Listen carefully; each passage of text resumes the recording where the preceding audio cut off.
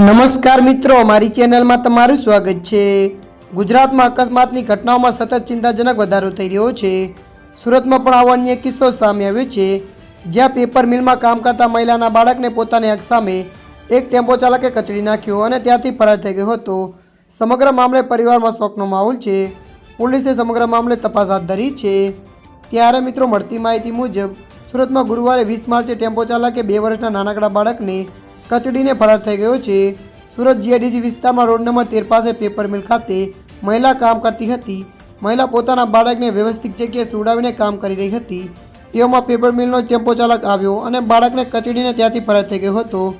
સામેથી તેની માતા ટેમ્પો ચાલકને બૂમો પાડતી દોડીને આવી। ત્યાં સુધી તો તે ફરાર થઈ ગયો હતો અને તેનું બાળક લોહીએ લોહાણ હાલતમાં પડ્યું હતું।